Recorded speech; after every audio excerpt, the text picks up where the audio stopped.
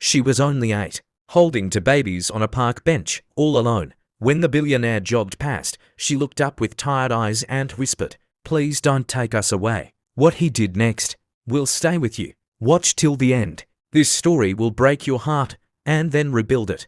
Before we dive in, please don't forget to hit that subscribe button if you love stories that touch the heart. The city was still waking up.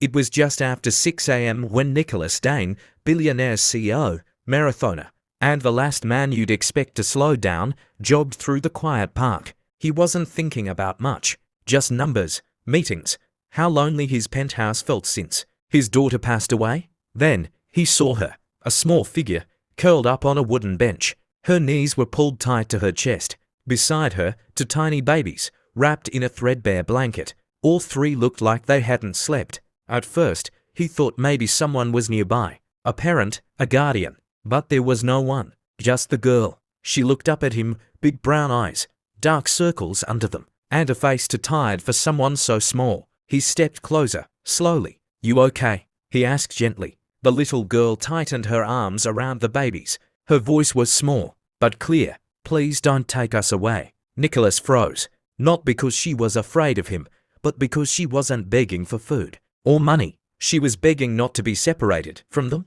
Nicholas knelt down slowly, trying not to scare her. The babies were asleep, one resting in her lap, the other curled under her arm. Their cheeks were pale. Their clothes didn't fit. Their tiny socks were mismatched. He gently asked, "Where's your mom?" The girl blinked once, twice, and then said softly, "She left 2 nights ago. She said she'd come back, but she didn't." Nicholas felt something crack in his chest. "What's your name?" he asked, voice low. "Riley." "And the babies?" She looked down at them and whispered, "Luca and Lily, I named them. I don't know their real names." He paused. "They're not yours." Riley shook her head. "No, I found them near the trash cans crying. They were cold. I couldn't leave them there. I didn't know where else to go, so I just stayed." Nicholas could barely breathe.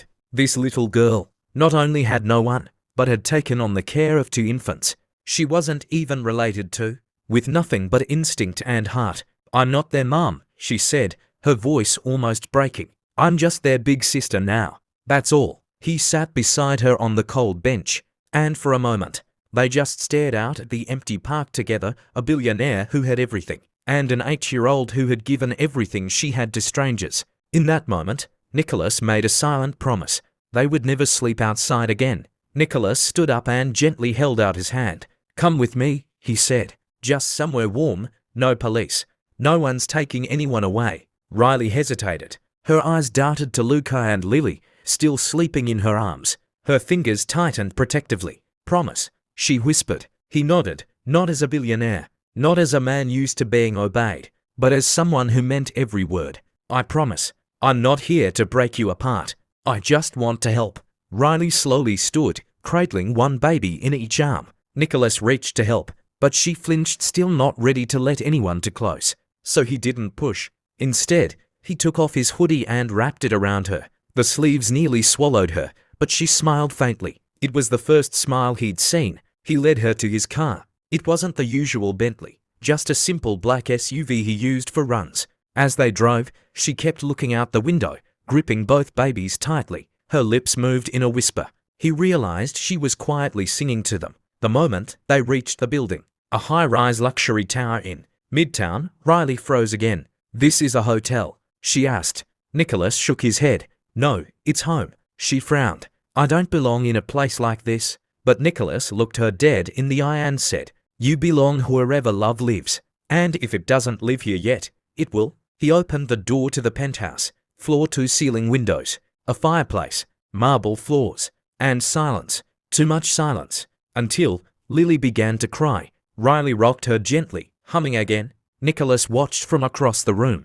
It was the softest sound the penthouse had heard in years, and for the first time since his daughter died, it didn't feel empty anymore. Nicholas watched quietly as Riley laid both babies on the giant leather couch. She used a folded towel for a blanket. She didn't ask for help. She didn't even sit down herself, just stood there, watching them, arms crossed, like a tiny soldier on guard. "Riley," he said softly, "you can relax now. You're safe." She shook her head.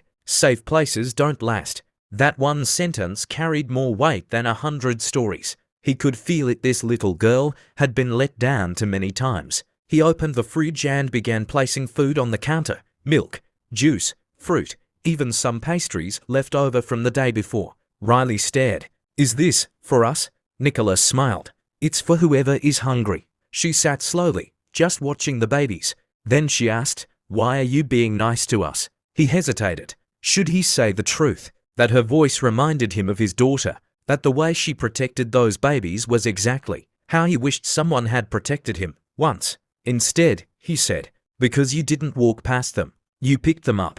That makes you special. She looked away and whispered, I don't want to be a burden. Those words hit Nicholas like a knife. So many people in his world took more than they gave. But this child who had nothing was still scared of being too much. He knelt in front of her, met her eyes. Double quotes. No one who saves lives is a burden. Tears slipped down her cheeks, and she wiped them fast, like she'd been taught not to cry. But Nicholas saw it, and he decided then this wasn't charity. This was family. That evening, Nicholas sat alone in his home office, a room filled with books, business awards, and dust. He hadn't used it much since losing his daughter, but now he was writing something that mattered. A few hours earlier, after watching Riley tuck in the twins with gentle hands and quiet lullabies, he had made a call. Not to his assistant, not to a nanny, to his lawyer. Draw up papers, he said. I don't care how complicated it is. I want full guardianship of all three. The lawyer hesitated.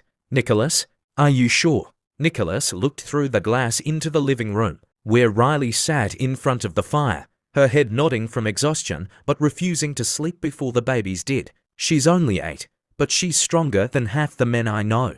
A week later, Riley stood outside a new door. She was holding a folder Nicholas had given her earlier. She hadn't opened it yet. He smiled and said, this is your room. Her eyes widened.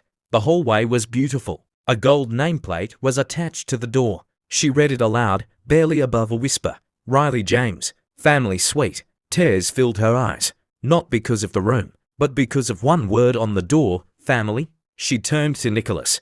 Is this really mine? He knelt beside her. No, sweetheart. It's ours. You saved those babies, but you also saved me. Riley dropped her bag and hugged him, not out of fear, not because she had to, but because someone finally stayed. Would you have stopped if you saw her on that bench? Not all heroes wear suits. Some wear worn-out sneakers and carry two babies in their arms. If this story moved you, share it. Subscribe for more stories that remind us love finds us in the most unexpected places.